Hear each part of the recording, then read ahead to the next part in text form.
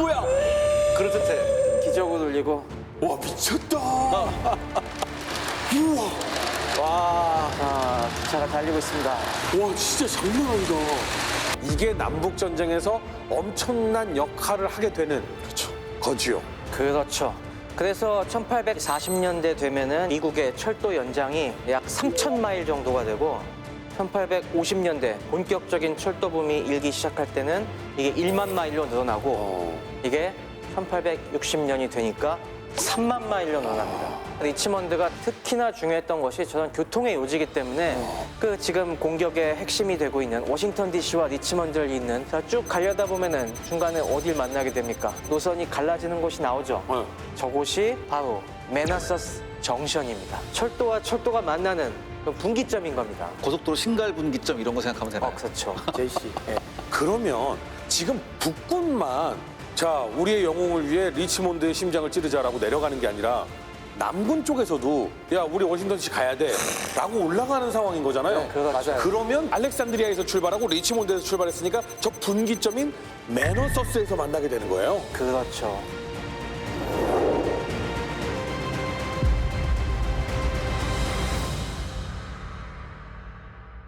기찻길 따라 전투가 벌어진다는 남북전쟁 이어가도록 하겠습니다. 워싱턴 DC와 리치먼드 사이의 매너서스가 척도 분기점, 정션이라고 말씀하시지 않았습니까?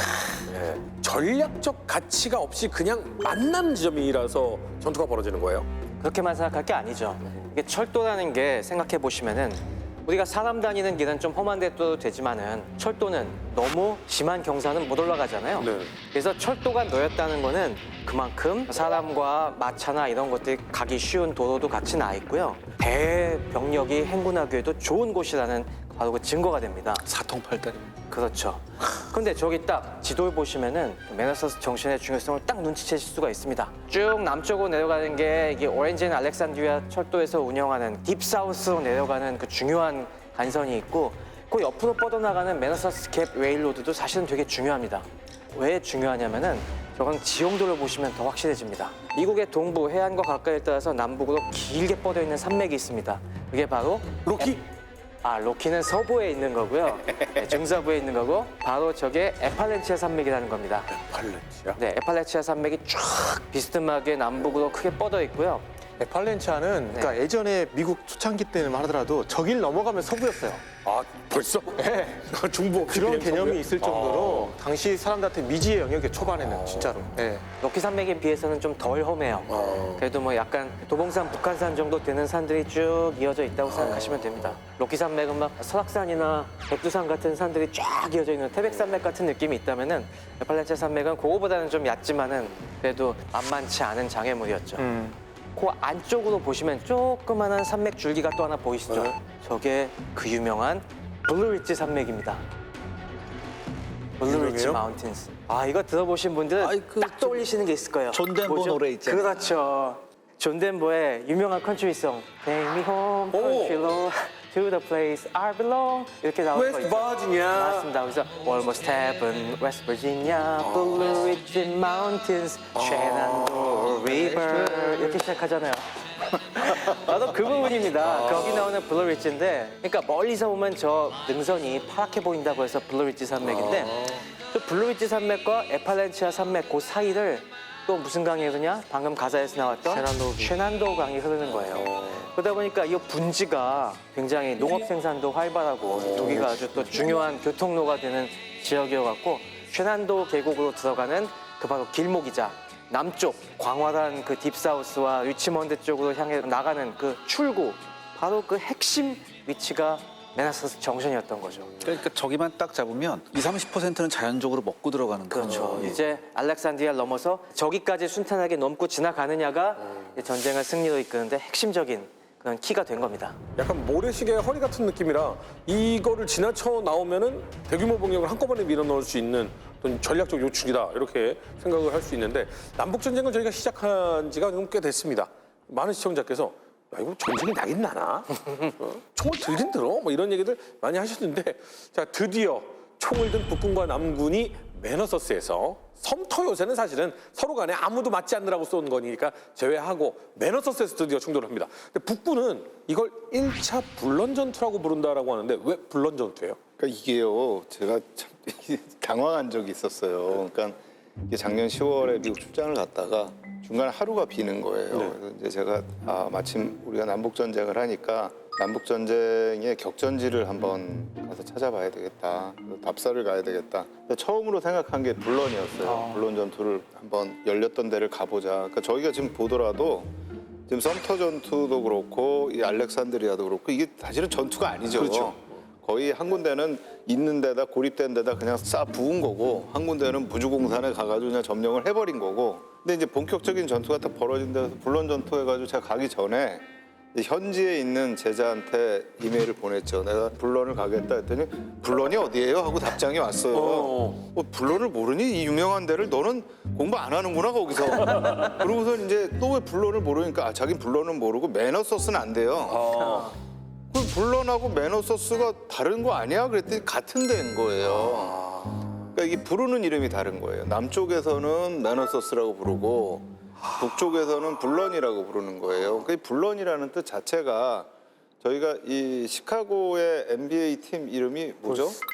그렇죠. 시카고 불스죠. 그 불스가 뭡니까? 황소입니다. 황소가 달려가는 것 같은 그런 어떤 계곡이 있는 어떤 물이 있는 그런 곳이라고 해가지고 이제 북쪽에서는 이걸 불런이라고 부르는데 교수님 저 매너서스를 가려면 여기서 뭐 한 40분 가깝습니다. DC에서 정말 가깝고 하는데 그래도 그거보단 게티스버그가 날 것 같아요. 그래서 제가 가지는 못했습니다만 그래도 40분이면 간다라고 하는 게 얼만큼 DC에서 위협이 되는 지역인지는 알 수 있겠네요. 그러니까 저는 사실 제일 이해가 안 가는 게요. 40km? DC하고 리치몬드 이렇게 가까운데 양쪽에 수도를 갖다 놨다는 것도 이해가 안 되고 그 중간에서 1차 전투가 벌어졌다는 것도 야 이거 참 거기서 전투에서 그냥 끝나야 되는 거 아닌가?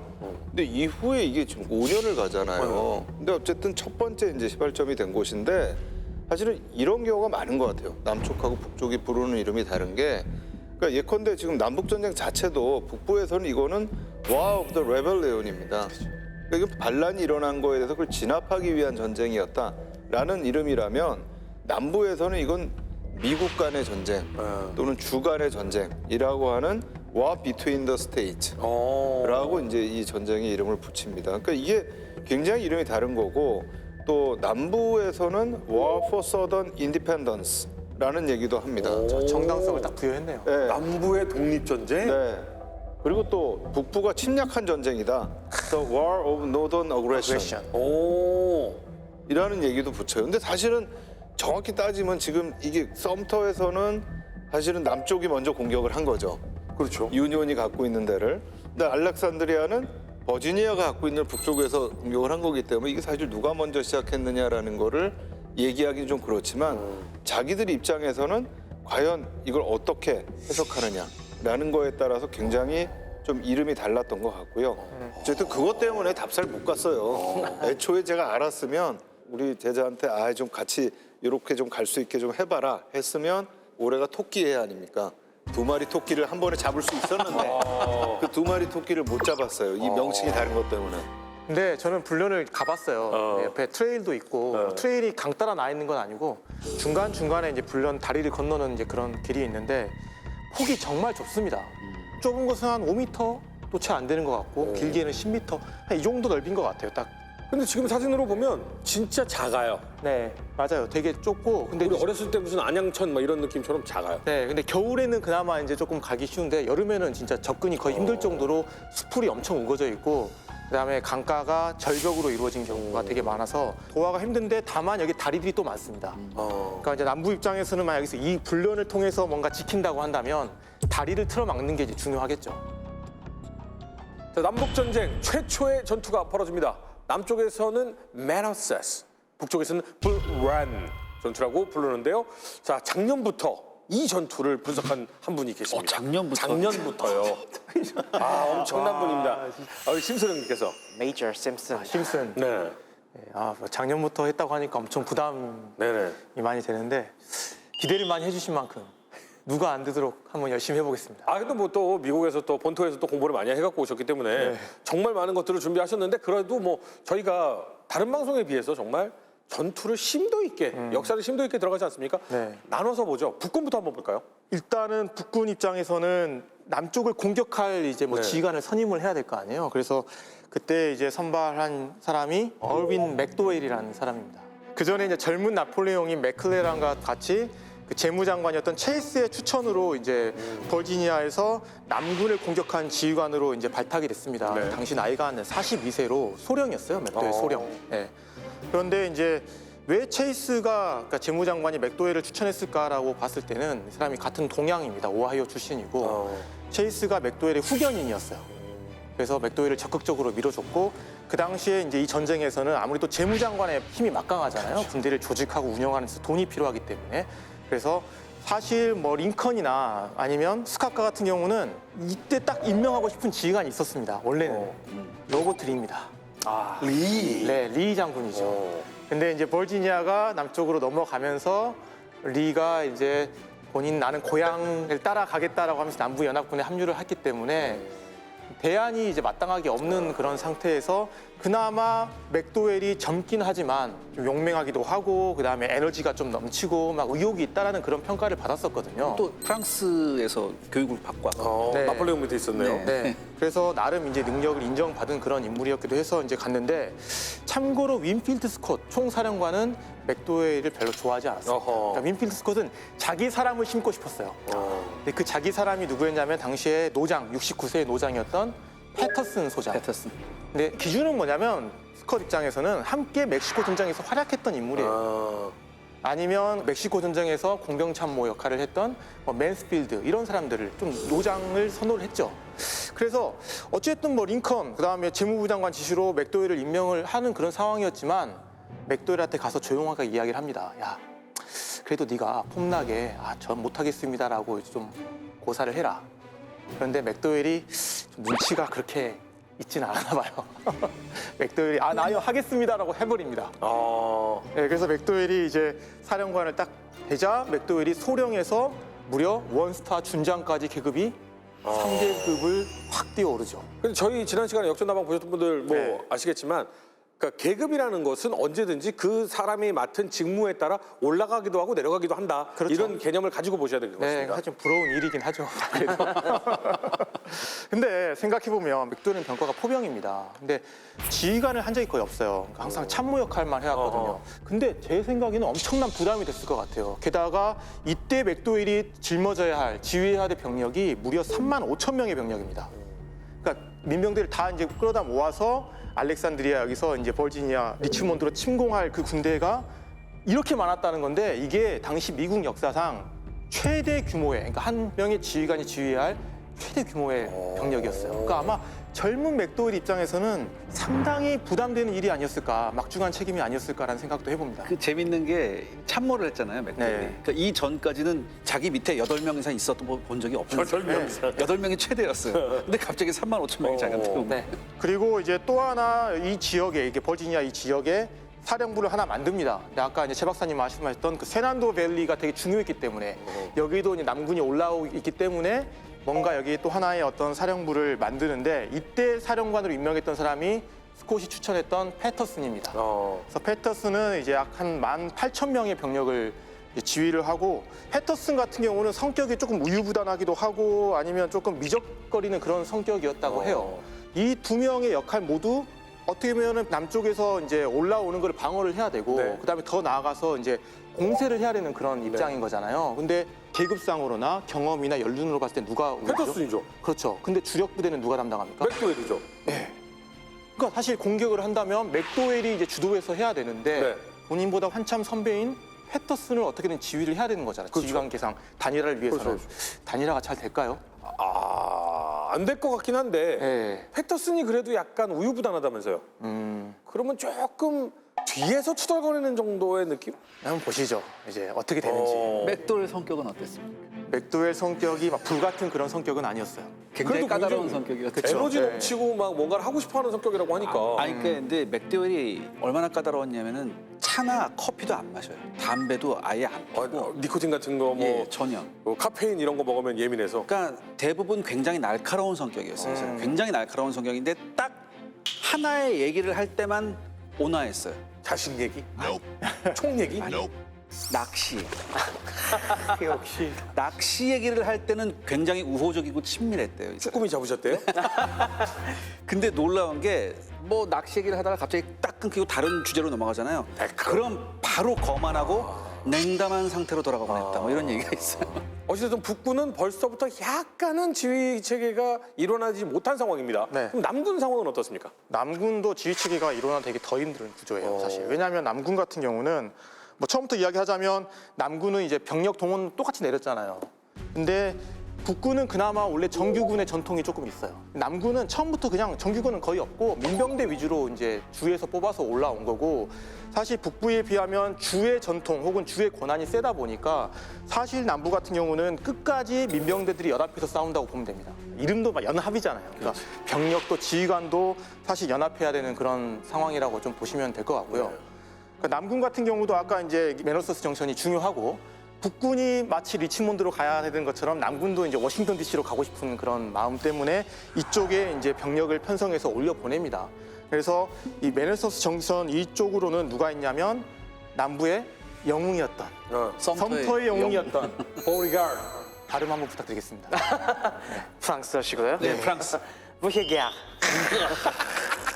보리가드가 이끄는 2만 3천여 명의 병력이 이 메너서스 정션, 워싱턴 DC에서 약 한 40km 정도 떨어져 있었던 이곳에서 이제 주둔을 하고 있고, 여차하면 방어도 하겠지만 DC를 공격하겠다라는 생각인 거죠. 네. 그리고 또 하나가 이제 당시의 남부 지휘관 중에서 장군 중에서 서열 1위입니다.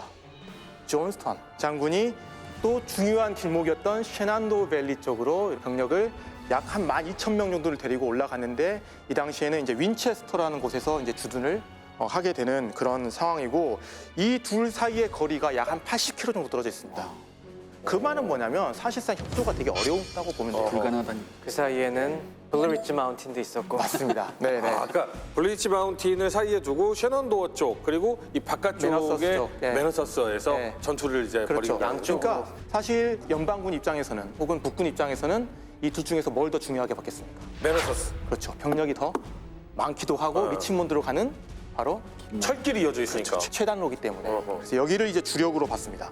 재밌는 건 보리가드하고 맥도웰하고 사관학교 동기생이에요. 동기생이고 이제 그 해의 졸업생이 45명이었거든요. 네. 근데 보리가드는 차석 졸업이었어요. 맥도웰은 23등 졸업. 그리고 둘 다 전쟁 전에 또 소령이었고. 그렇죠. 맞아요. 공통점이 많아요. 네. 약간 서로 간에 그런 게 묘하게 있었겠네요. 맥도웰은 보우리가드를 약간 시기 질투할 수 있었고, 그리고 보우리가드는 몇 등인지 다 기억도 안 나는데. 항상 보리가드가 주변 참모들한테 야 나 차석이야 뭐 이런 거 해요 얘기를.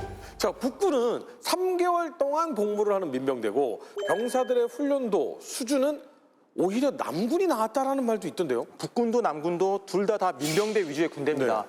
특히 지금 여기에 버지니아 전역에 평선되어 있는 군대는 대부분이 민병대라고 보면 돼요. 근데 다만 이 전쟁 전에 남부 같은 경우는 민병대의 어떤 전통도 더 강했고, 그 다음에 여기 있는 남부인 자체가 상무정신이라는 게 되게 셌어요. 그런 전통이 있기 때문에 사실 그 민병대끼리 어떤 그런 전투력을 비교할 때는 남부 쪽이 더 뛰어났다고 볼 수 있다, 이렇게 이제 평가를 하는 거죠. 근데 그때 이런 얘기가 있어요. 양쪽 모두 네. 제식 훈련도 제대로 안 돼 있다 이런 네. 얘기가 굉장히 많았고, 특히 북군 같은 경우는 무슨 생각을 했냐면은 우리가 포병이 세니까 우리가 포 몇 방 쏘면 남군 애들 다 도망간다 이런 생각을 했어요. 그러니까 남군도 비슷한 생각을 했어요. 그러니까 훈련이 굉장히 부족했는데 양측 다 자신감이 만만했죠. 그러니까 당시 참가했던 병사들 편지 내용을 보면 네. 무슨 내용이 있냐면 전쟁에 대한 공포는 전혀 없습니다. 전혀 없고, 어떤 내용이 대부분이냐면 신나는 경험을 해보지 못하고 전쟁이 끝날까 봐 전전긍긍했다. 네. 이런 얘기가 나와요. 맞아요. 예. 네. 그다음에 또 중요한 게 뭐냐, 이건 병사들뿐만 아니고 그다음에 장교들한테도 문제가 있었는데, 아까 맥데올도 8명 이상 지휘해본 적이 없잖아요. 대부분의 남군이건 북군이건 장교들이 중대 규모 이상의 병력을 지휘해본 경험이 없어요. 대부분. 그다음에 장비를 민병대니까 온갖 잡다한 걸 다 가져왔었어요. 그래서 어느 정도였냐면 그때 어떤 북군 장교가 이런 얘기를 합니다. 다들 이제 총 들고 칼을 차고 왔는데 흉측한 모양의 온갖 칼들이 병사들 허리에 걸려 있었어요. 이런 얘기를 하고 18세기의 흉갑 갑옷을 가지고 오는 병사도 있었어요. 그런 병사도 있었고 방탄조끼처럼. 심지어 북군의 어떤 대령은요 꿀벌통을 가져옵니다. 왜요? 왜 꿀벌통을 가져왔냐고 물어보니까 자기 집안이 먹으려고? 꿀벌 이걸 했는데 전쟁이 곧 끝날 거니까 이걸 가지고 사업을 하겠다고 해서 벌통을 가져왔어요. 양봉하려고 한다. 그런 사람도 있었어요. 그러니까 다 양쪽 다 전문적인 것도 아니었고 비전문적에서 혼란스러운 상황에서 전반적으로 전쟁의 참상이나 실체조차 모르는 상황이었기 때문에 그만큼 첫 전투가 중요했다라고 볼 수 있는 거죠. 네. 지금 들어보면 남군은 지키면 되는 거고 북군은 이걸 진압해야 된다. 북군의 입장에서는 네네. 남부는 진압이 아니라 우리의 전쟁인 거고. 네. 그러면 공격은 당연히 북군이 들어가야 되는 거 아닌가요? 들어가야 되는데 여론에서 난리잖아요 지금. 빨리 가라고. 영웅 죽었고 지금. 네, 하나같이 지금 남부를 빨리 혼내줘야 된다. 전쟁 빨리 끝내자. 뭐 이런 입장인 건데 스콧도 그렇고 맥도웰도 그렇고 소극적입니다. 뭐야? 왜냐? 백도에 에너지 넘친다며. 에너지 넘치지만 딱 와서 병사들 상태를 보니까 싸운 상태가 아닌 거예요. 민병대가 와서 지금 이제 90일짜리 민병대가 와서 봤는데 야 나도 경험이 부족한데 내 밑에 있는 병사들은 훈련도 안 돼 있네. 이거 어떡하지? 시간이 필요하다. 어떻게 합니까? 그래서 훈련을 할 시켜야 되죠. 근데 지금 계속 어때요? 압박은 들어오고 링컨 대통령이 직접 또 이제 맥도날드한테 이야기를 하죠. 링컨도 지금 여론의 압박을 받잖아요. 네. 또 정치인들의 압박을 받잖아요. 빨리 뭔가 성과를 내야 된다는. 아나콘다 계획이라는 게 있지만 요원해요 언제 될지도 모르고. 그런 상황에서 비용이나 여러 가지 면에서 그래 빨리 그래도 수도 리치몬드로 가는 게 맞겠구나라고 링컨도 판단을 했고 그렇기 때문에 이제 그런 과정에서 매너서스에서 한판 붙게 된 겁니다. 그렇죠. 근데 여전히 맥도웰은 소극적이에요. 소극적이고 그래서 링컨이 맥도웰을 이제 불러가지고 한마디 합니다. 왜 안 하냐 안 가냐. 장난하냐? 네, 그러니까 맥도웰이 뭐라고 했겠습니까? 진짜 애들이 장난 아닙니다. 저 우리 병력 다 초짜들이에요. 풋내기예요. We are green이란 말을 합니다. green. 풋내기. 어떻게 합니까? 그러니까 이때 링컨이 명언 한마디를 남기죠. Yes, I know. You are green. 네 풋내기 맞아. 근데 우리죠, 우리 군대가. 예, 풋내기 맞아. But they are green also. 쟤네도 풋내기야. 쟤네도 풋내기야. You are all green. 우리는 남과 북 다 풋내기야. 풋내기야. 야, 풋내기끼리 싸우는 거잖아, 어차피. 그러면 에너지가 센 쪽이 이기지. 그렇지, 빨리 가. 그럼 이럴 때는 네. 푸네의 길은 선빵이 중요하다. 그렇죠. 맥도웰이 알겠습니다, 각하. 하고 이제 떠나게 되죠. 만약에 원장님이셨다면 어떻게 하셨을 것 같아요? 가는 거죠. 가야 되죠. 가야죠. 예, 근데 이게 이제 남북 전쟁을 보면서 이 링컨 대통령이 갖고 있었던 카리스마 추진력들을 좀 볼 수 있는 것 같아요. 근데 그 첫 번째 추진력이 좀 여기서 보이는 것 같아요. 네. 뒤에 가면 이제 노예해방 선언하고 수정헌법 통과시키고 할 때 그 추진력들은 그 정치적 추진력이고 이건 이제 군사적 추진력인데 또 왜냐하면 링컨 이스 그린 투. 원장님, 오늘 명언입니다, 이거. 니네 그린이고 쟤네도 그린이다. 한번 해보자. 근데 나도 그린이야. 우리 다 그린 아니야. 어떻게 될지 모르잖아. 우리가 먼저 시작하는 게 더 맞을 수 있겠다. 그러니까 이게 어떻게 보면 기본적으로는 링컨이 대통령 돼서 얼마 안 됐는데 내가 지금 여기서 주도권을 어떻게 잡느냐. 그러니까 전투 주도권도 있지만 사실은 전국의 주도권입니다. 북쪽에 있는 사람들이 다 일치단결에 있지 않았거든요. 그럼요. 북쪽에서도 남쪽 사람들이 갖고 있는 귀족적 의식을 찬성하는 사람들이 꽤 있었어요. 네. 근데 이 사람들을 설득하기 위해서는 무언가 내가 지금 이 전투에서 이겼다라는 걸 보여줘야 되는 시점이었고 어떻게 보면 이게 저 프로레슬링 했던 레슬러를 했던 링컨의 경험하고 좀 관련 있는 거 아니냐. 어차피 뭐 나도 레슬링 잘 못하고 쟤도 못하는데 일단 먼저 한번 내다 꽂으면 그러면 한 판 가는 거 아니야라는 것도 있지 않았을까라고 추측도 해봅니다. 진짜. 맞습니다. 현재 지금의 상태를 보면 풋내기들이 총을 들고 그냥 무작정 쏘는 그리고 기껏 잘하면 전열보병처럼 일렬로 쭉 늘어서서 상대방을 향해서 전진을 하면서 쏘는 이런 조건일 거 아니에요. 그럼 이런 상황에서 들어가는 쪽과 방어하는 쪽 누가 더 유리해요? 일반적으로 얘기할 때는 이제 공격과 방어 중에서 방어가 더 강한 형태라고 이야기를 합니다. 그러니까 보통 이제 공격하는 측이 방어하는 측보다 확실하게 위에 있어야지 좀 성공할 수 있다. 그래서 뭐 클라우제비츠나 여러 이론가들의 좀 의견들을 종합해 보면 공자는 방자보다 한 3배 정도의 전투력을 갖춰야지 대등한 싸움을 할 수 있다 이런 이야기를 하거든요. 냉병기 시대 때 그랬던 거 아니에요? 이때의 열병기는 아직 네. 그 열병기가 지금처럼 그렇게 원숙한 열병기 네. 상태가 아니기 때문에 근데 이제 제가 속성이 그렇다는 이야기를 하고 싶은데 한번 제가 실험을 한번 해보겠습니다. 네. 제가 연필을 이렇게 잡고 있겠습니다. 저는 이제 연필을 잡고 있는 방어하는 사람입니다. 그러면 원장님은 이제 공격하는 입장은 뺏어야 되잖아요. 한번 뺏어 보시겠습니까? 떨지 마세요. 떨지 마세요. 예, 공격. 예. 이건 2배의 힘을 저럴 때 몇 배의 힘을 더 줘야 되잖아요. 아, 2배를 해도 안 돼. 예. 그러니까 상식적으로 뺏는 입장이 더 많은 힘을 줘야 되는 겁니다. 그렇죠, 그렇죠. 그래서 공격이 더 어렵다는 거예요. 근데 방금 지키는 게 반면에 쉽지. 저희 일반적으로 얘기할 때 네.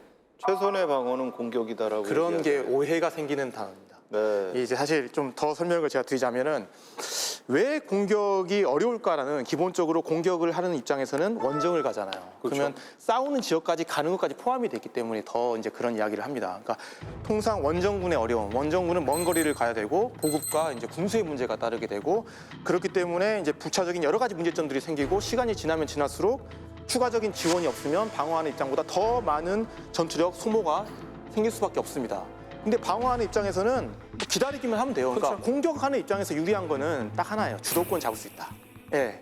근데 이제 방어하는 입장에서는 홈그라운드 이점도 있고 지형도 잘 알고 그다음에 증원도 바로바로 되고 그러니까 여러 가지 이점이 있어서 시간은 방어의 편이라는 이제 통상 그런 이야기를 하는 겁니다. 근데 우리가 여기서 생각해봐야 되는 게 있어요. 보통 우리가 공격을 하는 쪽이 먼저 공격을 한다고 생각하는데 실제 지금까지 일어났던 모든 수많은 전사를 봤을 때 먼저 공격에 노출되는 쪽은 오히려 공격하는 쪽이에요.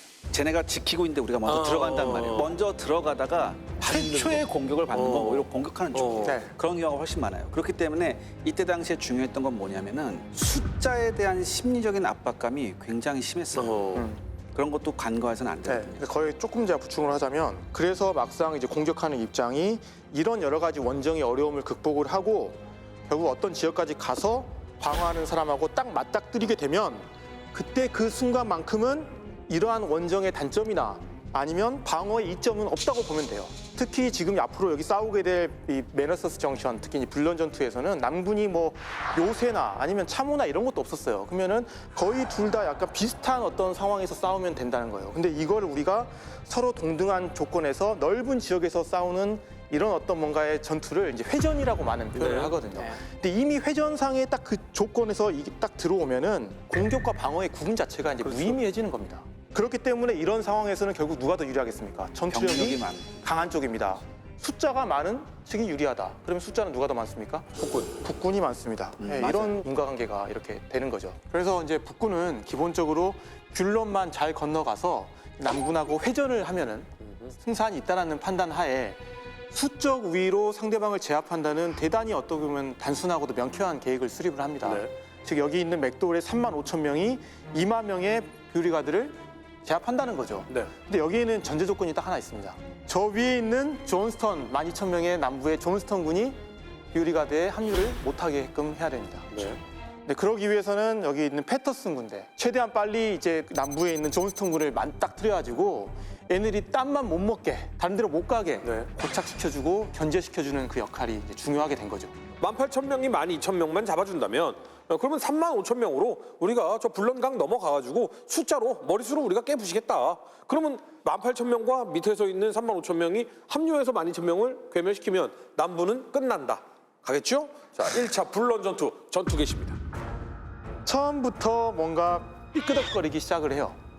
북군 입장에서는.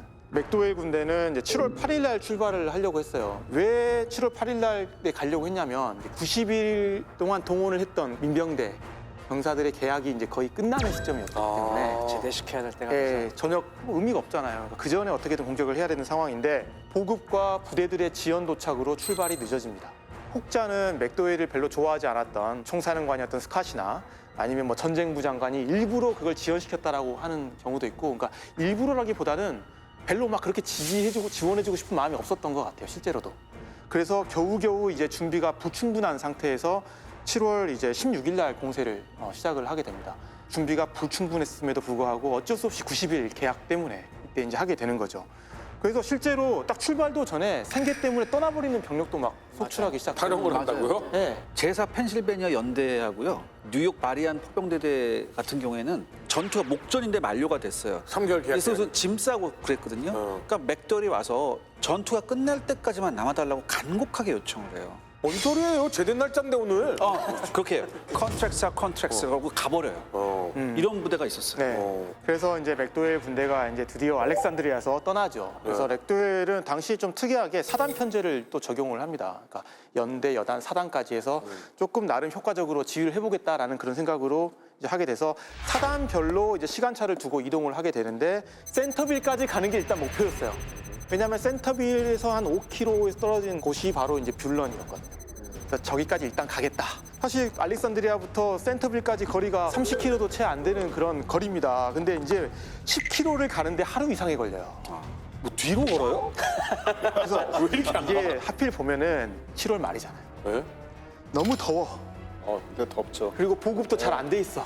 준비도 잘 안 된 상태에서. 그러니까 병사들이 중간에 야 잠깐 쉬어 그러면 쉬었고 가야 되는데 야 다시 출발 그런데 없어 사람들이. 어디 갔어? 그러니까 숲속으로 들어가서 산딸기 따먹고 있대요. 예비군들이네. 그쵸? 물 먹으러 갔대요. 그래서 그때 딸기가 뭐였죠? 그 와일드 라즈베리. 이거 따먹으러 막 가 있고 결국에는 행군 속도를 못 냈던 오합 시절이었어요. 어떻게 보면은. 근데 이제 조금 이해를 해보십시오. 한여름에 혹시 행군 해보신 분들은 다 기억하실 겁니다. 저 해봤어요. 예. 저 7월에 갔어요. 네. 훈련소에 7월에 가서 네. 7월에 훈련소에서 그 야간 행군했었어요. 야간이잖아요. 게다가. 근데 이건 주간에 가잖아요. 지금. 야간에 가라고 그래요. 야간은 더 통제가 안 됩니다. 야간에 도망가면 어떻게 찾아요? 근데 이때 병력들이 지금도 행군은 완전 군장하면 힘들잖아요. 근데 당시에 북군 병사들의 군장 무게가 약 한 50파운드, 그러니까 한 23kg 정도가 됐습니다. 그 무거운 걸 짊어매고 배도 고프고 막 땀 뻘뻘 흘리면서 가는데 지휘관 입장에서도 보급도 안 되는데 내 병사들이 너무 지쳐 있고 하면은 당연히 쉬게 해줄 수밖에 없었을 것 같아요. 근데 한 가지 궁금점이 있습니다. 네. 알렉산드리아에서 네. 리치몬드까지는 네. 철도로 연결이 돼 있다고 했거든요. 네. 그럼 철도로 실어 나르면 되지 왜 걷습니까? 시 박사님 답변해 주시면 될 것 같습니다.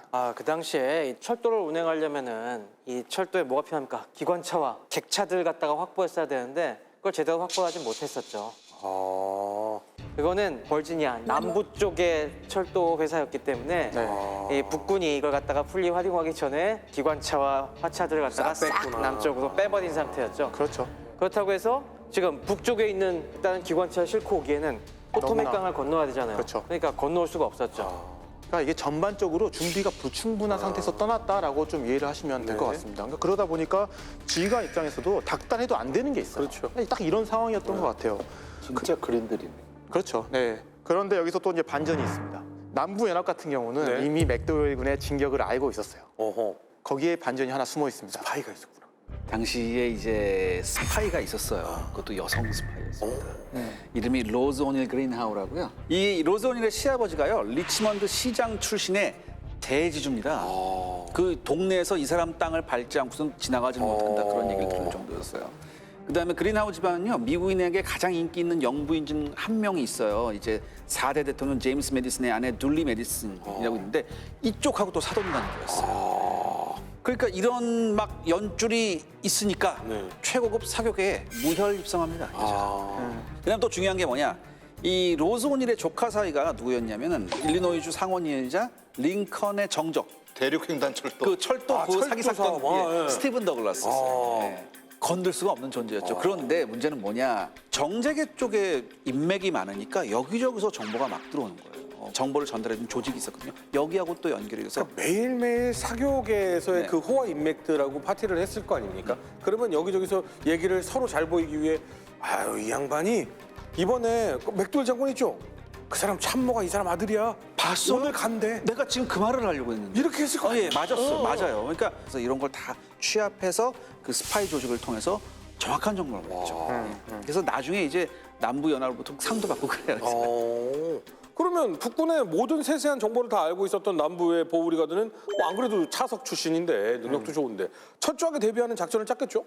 정보를 듣자마자 이제 남부연합 정부 데이비스는 존 스탠에게 당장 보우리가드를 증원하라라고 이야기를 합니다. 그래서 사실 보우리가드는 그 전부터 짐작을 하고 있었어요. 그래서 빨리 증오하라고 요청을 했었는데 자기 말을 안 듣고 있다가 아. 이렇게 딱 정보가 들어오니까 하는 걸 보고 불평을 했죠. 이미 늦었어. 이미 출발했는데. 저쪽도 내려오려면 한참이야. 뭐 이렇게. 그게 반전이죠. 이미 늦었는데 사실 늦은 게 아니었어요. 왜냐하면 북군의 진격 속도가 너무나 늦었기 때문에 게다가 북군이 나중에 이제 센터빌에 들어와서는 한 이틀을 또 허비하거든요. 시간을 쉬어버리거든요. 거기서. 존 스톤군이 제때 증오를 왔다라는 거는 북부 입장에서는 누가 제 역할을 안 해준 겁니까? 그 위쪽에 있는 패터슨이. 패터슨. 고착을 해줘야 되는데 제때 그걸 제대로 역할을 못 해준 거죠. 왜 못 해줬냐라고 이제 여러 가지 이제 저희가 정황을 좀 이야기를 해보자면 패터슨의 성격이에요. 일단 아까 어떤 성격이 있습니까? 우유부단하고 조심성이 너무나 있었어요. 그러니까 조심성이 있다 보니까 존 스톤군을 실제 병력보다 훨씬 더 많다고 생각을 한 거예요. 접근을 안 한 거예요. 그러니까 사실 고착을 하고 견제를 해주려면 최대한 가까이 붙어가지고 싸우는 척이라도 해주고 건드려줘야죠. 어느 정도 좀 위력 정찰도 해야 되고. 적극적인 역할이 필요한데 그런 거에 대해서 너무나 소극적이어서 한참 떨어져 있는 곳에서 그냥 방관하고 있었던 거예요. 존 스톤 역시도 이제 병력을 빼잖아요. 그러면 그냥 빼는 게 아니라 기병대를 하나 써가지고 그 앞에서 차장을 계속합니다. 스크리닝. 오히려 그런 기만 작전과 고착 작전을 그렇죠. 존 스톤이 더 잘한 거네요. 네. 근데 게다가 패터슨 입장에서는 또 자기가 데리고 있는 90일의 민병대를 또 신뢰를 하지도 못했고, 그러니까 조심성 있게 너무나 안전하게 있고 싶었던 거고, 결국 그래서 고착 견제에 이제 실패를 하게 되는 거죠. 오히려 역으로 고착 견제를 당하고 당해버렸네. 이거의 결과는 뭐냐면 아까 제가 말씀드렸던 이 정보의 정확성이었어요. 그래서 네. 기동 방어를 하면서 남군은 기만 전술을 써야겠다는 생각을 한 거예요. 네. 그래서 이제 맥도웰 같은 경우는 이제 센터빌로 이동을 하고 있잖아요. 그래서 맥도웰의 이제 계획은 뭐냐면 일단 센터빌에 집결한 다음에 뷸런을 도하하는데 주로 어느 쪽에서 도하냐면 뷸런의 동쪽에서 주로 도하를 합니다. 네. 그래서 보우리가드군의 우측방을 공격하겠다는 아하. 거였어요. 그러니까 항상 정면 공격은 그만큼 나에게도 피해가 부담스럽죠. 있잖아. 그다음에 이 전열 보병의 가장 약점은 어디냐면 측면이죠. 후방입니다. 또는 후방입니다. 네. 그래서 보우리가드군의 우측방을 공격하겠다. 아. 그러기 위해서는 그쪽에 강도 좀 얕고 뭐 도강하기도 좀 괜찮은 상황이 좀 있었나 그걸 이제 보죠? 알고 싶었던 거고 사실 보우리가드는 주로 이제 다리 쪽에 병력을 배치를 하긴 했지만 주력은 어디에 모였냐면 매너서스 정션에 모여 있습니다. 아하. 근데 매너서스 정션이 어떻게 보면 보우리가드 측 입장에서는 오른쪽이잖아요. 네. 그러니까 딱 거기를 지금 맥도웰군은 노렸던 거예요. 아. 근데 그 방금 말씀하신 대로 그쪽으로 가는 길을 찾아야 되는데 지형이 괜찮을까? 다리는 몇 개나 있지? 아니면 적의 저항은 어떨까? 이런 거를 알아야 될 거 아니에요. 네. 그래서 먼저 선두 부대를 보냅니다. 어허. 이게 사단 병력을. 어허. 근데 이 사단이 딱 갈 때 맥도웰은 어떤 지시를 했냐면 또 이 하필 이 또 사단이 맥도웰보다 훨씬 또 선임이에요. 사단장이. 절대 싸우지는 마시오. 가서 위치만 잘 파악하고 우리 본대가 갈 길을 잘 닦아 놓으시오. 이 정도만 해놨는데 사단장이 또 가서 보고 말 안 듣고 싸워버립니다. 공격을 독단적인 판단. 근데 또 게다가 남군 여기서 방어를 나름 잘해버려요. 그래서 피해를 입고 센터빌로 돌아와 버립니다. 그러다 보니까 아군이 졌대라고 하는 또 소식이 들리잖아요. 네. 그러면 사기가 어떻게 되겠습니까? 떨어지죠. 뚝 떨어진 상태에서 안 그래도 지금까지 여기 오느라 힘들었는데 어떻게 해야 되지 하고 이제 고민하다가 이틀의 시간을 여기 센터빌에서 허비를 하게 됩니다. 그때 존 스톤은 내려오고 있고요. 내려오고 있고요. 네, 정확합니다. 네. 자, 일단 북군은 3개월짜리예요. 네. 우리가 제일 짧았던 게 6방이었죠. 근데 여기는 3방입니다. 네. 3개월이면 제대해야 되는데 3개월이 다 다가오니까 도저히 안 되겠다. 준비 안 됐어도 출발. 맥도웰이 출발을 했고요. 지금 보우리가드의 좌측방에 있었던 존스톤 부대를 불러야 되는데 위에서 기만을 잘해줬다면 존스톤이 후퇴를 못하는데 이거를 실패해서 존스톤마저도 내려오는 상황. 그리고 이제 센트빌 겨우 이제 와가지고 센터빌에서 야 왼쪽으로 가가지고 한번 길 좀 뚫어봐 라고 했더니 공격했다 패퇴해서 돌아온 상황. 네. 이런 보우리가드는 우측방을 또 강화를 할 것이고 존스턴은 내려올 것이고 맥도웰은 이제 할 방법이 없어. 애들은 내일 제대 많이 해. 야, 너무 정확한 이거 어떻게 모습입니다. 합니까? 보우리가드가 딱 진짜 우측방을 강화했어요. 그렇죠.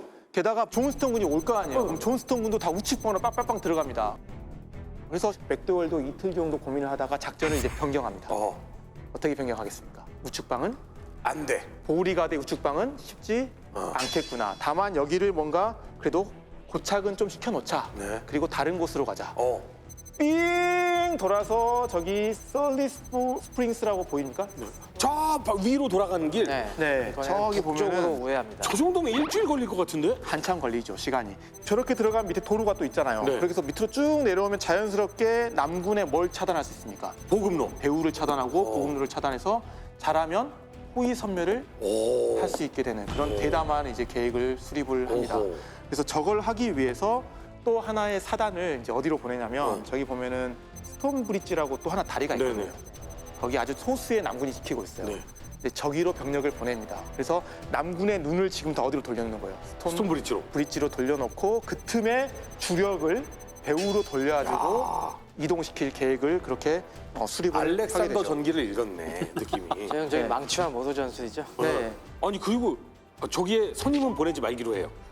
선임은 안 보내고요. 선임은 다리에서 고착 견제시켜주는 역할이 있습니다. 그래서 보리갓 입장에서도 다리 쪽에 방어는 소홀했고 주력이 이쪽으로 모여 있는 상태였기 때문에 저게 잘만 한다면 완벽한 기습이고 대단한 성공이 그렇죠.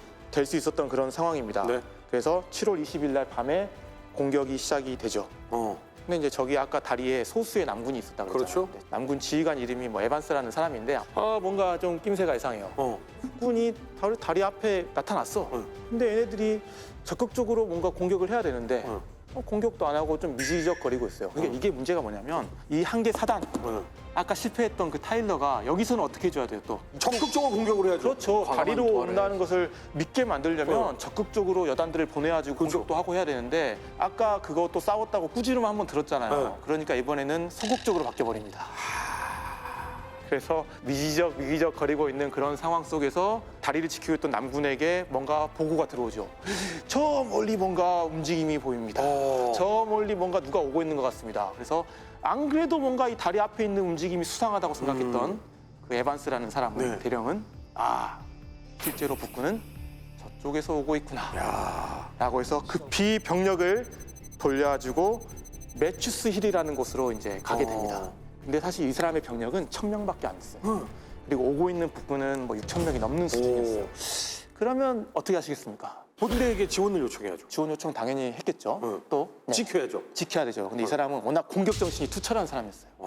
내가 여기서 시간을 벌려면 차라리 내가 공격하는 게 낫다. 6천을 상대로 1000이. 네, 그래서 막 돌격도 하고 엄청 여기서 싸웁니다.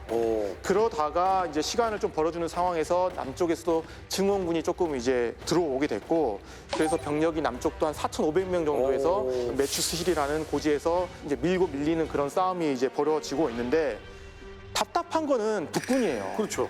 여전히 주력 부대가 협조된 공격을 하지 못했고 지금 다리가 어떤 상태입니까? 빠졌죠. 빠졌죠. 매추스 그러면 힐로 빠졌죠. 그 사단이 어떻게 하면 돼요? 밀고 들어가야죠. 들어왔는데 아직도 안 들어옵니다. 들어가면 또 혼낼 거잖아. 이러고 있는 거잖아. 여전히 소극적인 그런 상황 속에서 결국에는 이제 한 개 여단이 이제 옵니다. 그러니까 매추시를 지키고 있었던 남군 입장에서는 이제 어떤 상황이 되는 거예요? 위에서는 이렇게 싸우고 있고 옆에서는 이제 또 오고 있잖아요. 네. 그러면은 포위 당할 수 있는 그렇죠, 상황이 그렇죠. 된 거잖아요. 그래서 어쩔 수 없이 이제 뒤로 후퇴를 하게 됐고 결국 남군이 후퇴하다 보니까 딱 맞닥뜨린 고지가 바로 헨리 힐이라는 고지에서 이제 또 방어선을 펼치게 됩니다. 에반스는 굉장히 치열하고 치밀한 작전을 펼치고 있는 거네요, 사실은. 이거 이상해라고 해서 돌려서 매추스 힐로 간 것도 그렇고 네. 다리 뚫리게 생겼다. 네. 뒤로 빠져. 네. 라고 해서 뒤쪽에 힐로 옮긴 것도 굉장히 전략적으로 옳은 판단이잖아요. 그렇죠. 그래서 여기서 엄청나게 용전부투를 했기 때문에 증원군이 오는 시간을 좀 네네. 벌었던 부분이 분명히 있죠. 근데 여전히 남군이 밀렸잖아요. 그렇죠. 그리고 남군에서 증원이 조금 이루어졌잖아요. 네. 근데 상황은 누구에게 유리했냐면 북군이죠. 북군에게 훨씬 더 유리했습니다. 왜냐하면 북군이 압도적인 병력을 네. 가지고 있었기 때문에. 그래서 헨리 힐에서 방어하고 있던 남군이 무너지는 거는 시간 문제였어요. 북군 입장에서 돌격만 하면 끝이거든요. 그런데 여기서 북군이 또 돌격을 안 합니다. 그렇죠. 다 밀어붙여놓고 이게 바로 초짜, 풋내기들의 한계일 수도 있어요. 왜냐하면 이미 이렇게 싸우는 과정 중에 아까 이제 허준 MC님께서 중요한 포인트를 이야기했어요. 도는데 너무 힘들지 않냐? 힘들어 지금. 너무 멀리 왔어. 뭐 이렇게 열심히 너무 싸웠어. 쉬어야 돼. 쟤들은 다리만 건너면 되는데 우리 삐뚤었어. 그렇죠. 그렇게 싸우고 오는 동안에 조직력이 또 무너졌고 휴식과 재보급이 또 필요한 상황이고 다리 건너서 병력들이 왔으면 됐는데 겨우 한 개 여단 정도 보내놓고 아직도 주병력들이 여전히 안 건너오고 있고 그러니까 추가 부대도 도착도 안 한 상태에서 이제 누가 답답하겠어요. 이런 걸 보면 북군 지도자 맥주웰이죠. 사령관이 답답해서 직접 여기로 옵니다. 직접 와요. 네, 센터빌에서 이제 찾아 여기로 옵니다. 그래서 본인이 이제 직접 돌아다니면서 사실 사단 편제였지만 연대장한테 가가지고 야, 너희 연대 빨리 가. 직접 조직에서 사운드로 내보내요. 이게 당시 전투의 실태였습니다. 그러면 빨리 가야 되는데 또 연대의 반응이 느립니다. 왜요? 조직력이 엉망이죠. 예, 엉망인 거죠. 그런 상태들이. 아, 내일 제대인데. 그러다가 보니까 나중에는 여단장들이 내가 그러면 뭐 본때 보여줄게 하면서 솔선수범하다가 또 이렇게 부상을 입고 전장에서 이탈하는 그런 사례들도 계속 일어나는 거고. 대원들이 따라주지 않으니까. 그렇죠. 네. 근데 이제 이 틈에 누구의 증언이 이루어지겠습니까? 남군의 지원이 이루어져. 남군은 또 증언이 이루어집니다. 특히 이제 존스턴 같은 경우는 매너스스로 생각보다 엄청나게 빠른 시간에 도착했어요. 오. 사실 이 거리가 80km잖아요. 네. 그러면 북군으로 따졌을 때는 얼마나 걸려야겠어요? 일주일 걸리죠. 그렇죠. 근데 되게 빨리 와요. 피드몬트라는 곳까지 걸어서 왔지만 여기 피드몬트라는 곳에서부터 기차. 그렇죠. 그렇습니다. 철도 파워. 기차를 타고 옵니다. 여기 남아있던 메나서스 갭 레일로드는 딱 기관차 한 대가 남아있었어요. 그래서 열차 한 편성이 남아있어갖고 이 한 편성을 계속 왕복을 시키면서 네. 이 피드몬트까지 도착한 존스턴 군대를 갖다가 이동을 시킵니다. 네. 그리고 가는 동안 또 군인들은 여지껏 걸어왔던 피로를 거기서 풀고. 그렇죠. 그렇죠. 아주 좋죠. 독일군의 엄청난 우리 2차 대전 때 그 전격작전에서 가장 큰 힘을 발휘했던 게 철도. 그래서 막 동부전선에서 막 서부전선으로 막 이동 막 하고 이거를 미국 남북전쟁도 이미 시작이 됐네요. 네. 근데 아직도 그래도 북군이 수적 우위가 있었어요. 그래서 북군이 이제 맹공을 계속 펼치는 과정 중에 남군이 잘 버텨요. 왜 잘 버틸까라고 딱 보니까 잘 싸우는 장군이 한 명 있었던 거예요. 헨리 힐러 증언된 이 여단이 꿈쩍도 안 하고 계속 버티고 싸우는 거예요. 그래서 다른 사람들이 저걸 보면서 우와, 우리 잭슨이 철벽처럼 저기서 버티고 있네. 그 여단장이 잭슨이라는 사람이었거든요. 그래서 이 잭슨에게 딱 별명이 하나 붙습니다. 스톤월 잭슨. 철벽 잭슨. 여기서 이 사람이 이제 엄청난 역할을 하게 되죠. 아니 참 저런 거 보면 너무 신기한 게 네. 어떻게 지휘관 하나가 군대 자체를 저렇게 분위기를 강하게 바꾸는 거예요. 그러니까 왜냐하면 저 사람이 딱 버티고 있으니까 다른 여단에 있는 병사들이나 지휘관은 어떤 생각을 하겠어요? 우리도 할 수 있어. 야, 저 사람 봐. 저렇게 싸우고 있잖아. 우리도 할 수 있어. 이런 어떤 사기 진작에 엄청난 역할을 했던 거죠. 근데 여전히 그런데 이제 북군의 수적인 우위가 있었습니다. 그리고 맥도웰이 이제 여기 왔잖아요. 그래서 최종 공세를 준비를 하고 있었어요. 근데 맥도웰은 이제 최종 공세를 하려면 누가 올라가야 됩니까? 부대 중에 보병이 보병이 올라. 이렇게 올라가야 되는데 보병이 올라가기 전에 먼저 포대를 2개 포대를 진격을 시킵니다. 포대를 먼저 진격을 시킨다고요? 네. 포대가 남군에게 이제 근접 사격을 할 수 있도록. 그래서 사실 포대장 입장에서는 이거 자살행위 아닌가? 그러니까. 나 이거 가도 괜찮은가? 우리 포병 참모랑 이야기가 된 내용인가? 맥도웰 사령관 제정신인가? 이런 생각도 가졌지만 뭐 그래도 우리 사령관이니까 적어도 곧 보병 부대가 우리 지원해주지 않겠어라는 생각으로 가긴 하는데 또 한편으로는 사실 이런 전술이 그 당시에는 아주 이상한 전술은 아니었어요. 특히 이제 멕시코 전쟁 같은 경우에서는 일반적인 전술이었습니다. 왜냐하면 당시에 이제 소총 사거리가 대단히 짧잖아요. 네. 그러니까 포병을 소총 사거리 밖에 놓고 최대한 상대방 군대에게 접근을 시켜가지고 먼저 포를 팍 쏴가지고 상대방의 대형을 무너뜨려 놓고 그 다음에 이제 보병이 접근하게 하는 식의 이제 일반적인 전술이었는데 문제는 이 당시의 무기체계 새롭게 나온 총이 있었기 때문에 이런 전술이 잘 먹혀 들어가지가 않습니다. 남북전쟁 당시 대포의 수준을 한번 우리가 봐야 되는데 가장 많이 썼던 게 M1857 나폴레옹 12파운드 포였습니다. 나폴레옹의 이름. 예, 예. 이름이 나폴레옹이 이 나폴레옹이었어요. 네. 이게 사실 당시 남북전쟁 때 가장 많은 사상자를 낸 그런 대포예요. 이게 당시 남북전쟁 때 쓰였던 실제 탄환이에요. 네, 이게 실제 탄환이에요. 강성 총이 나오면서 쓰이기 시작한 게 요런 미니의 탄입니다. 원추형이죠. 빵 하면서 이게 팽창하면서 강선에 딱 물리면서 촥 나가는 거예요. 그러니까 굉장히 멀리 나가죠. 그래서 이제 사실 이날 전투에 우리가 다 이겼어 이런 이야기를 듣고 이제 센터빌에 북부의 이제 기자단들, 네. 그 다음에 뭐 의원들, 그 다음에 민간인들까지 해가지고 한 3km 떨어진 이 전투를 열심히 보고 있었죠. 워싱턴에서 한 7시간 정도를 마차를 타고 가는데 심지어는 뭐 오페라 망원경 네, 이렇게 들고 있는 경우. 그것까지 가지고 와가지고 내가 자세히 우리가 이기는 걸 좀 보겠다 해가지고서는 갔는데 난리가 난 거죠.